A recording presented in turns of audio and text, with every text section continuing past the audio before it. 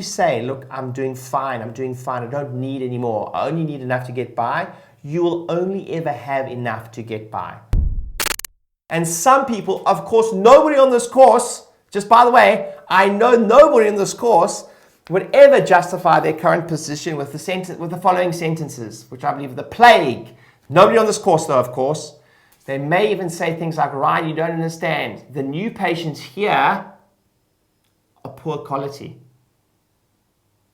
You don't understand, right? Or you don't understand the new patients here are tire kickers. Or time wasters.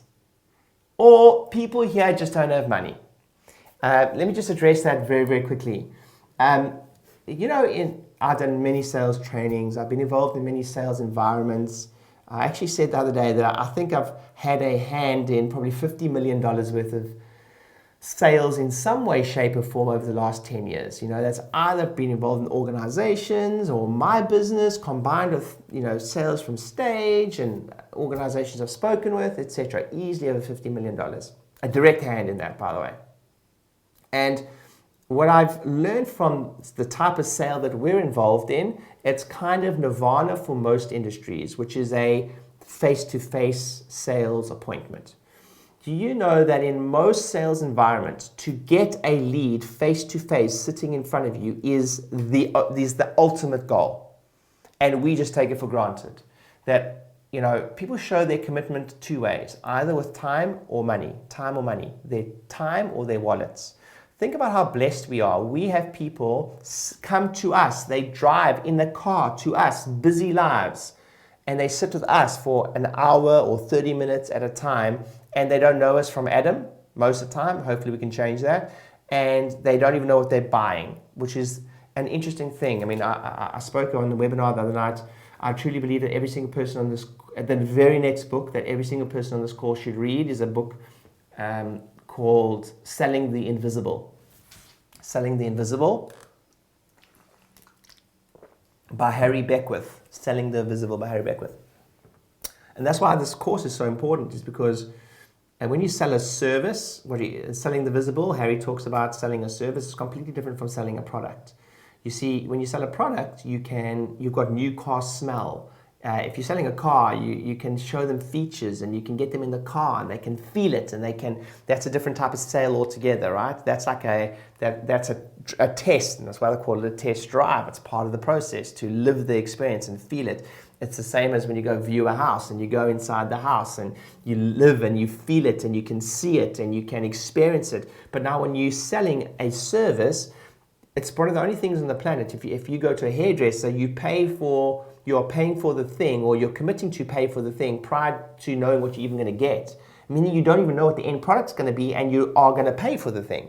So your communication around the thing needs to be spot on.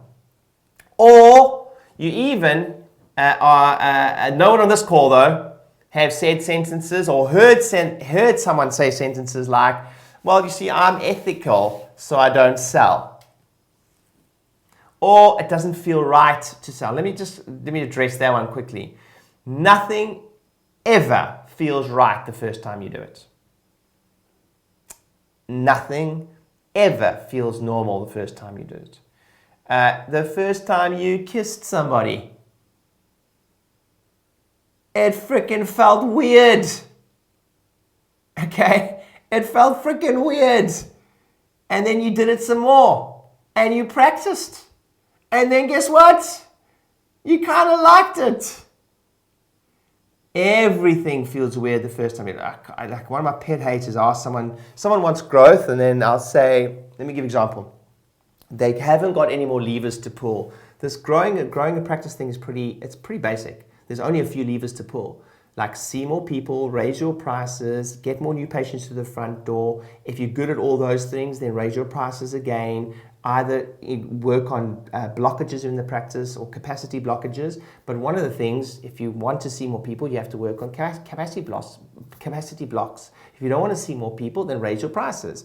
But you can't choose. If someone says, "I want to grow, Ryan," and I say, "Okay, great. You don't want to see more people, but you want to have more income, then you have to raise your prices aggressively." And I don't want to do that. Okay, well, we're stuck then. Or I want to see more people, but I don't want to decrease my appointment times, or I don't want to adjust across. Well, we're stuck then. So sometimes if we want growth, we don't have a choice but to pull a lever on certain things. You have to choose what that lever is. But often I'll tell someone to, for instance, put a lever on seeing more than one person at a time. That's the only place they have to go. Besides, again, raise their prices exorbitantly, which they don't want to do, which I recommend, by the way. But they'll often say to me, I tried it for one shift and I didn't like it. Hey, listen, like almost nothing you try for one shift is going to feel okay, right? It's always going to take time. And I actually, here's another one here. No, Ryan, I don't like to sell, or I don't like care plans, or I don't like to book ahead of time. It's because I actually care about my patients. Like, come on. Or I only need enough to get by. Listen, if you say that sentence enough, you'll only ever have enough to get by. If you say, look, I'm doing fine, I don't need any more, I only need enough to get by, you will only ever have enough to get by. Buckminster Fuller said, only and always in the nick of time. You'll always be one of those people. I only have enough income, I only have money, I only have enough abundance or time, only and always in the nick of time. And that is, the word survive is erroneous, meaning that you can better survive and worse survive. If you look at the definition of it, it's actually better or worse survive. We define it in our heads as like just surviving, just getting by. But the word to survive means actually, if you look at the Latin origins of it, is to have excess of, more finances in the bank, more time, more. So you have excess of that thing. That's what we want for you guys. So some of you might have known on this course though, but I'm sure some of you might have heard some of those things before.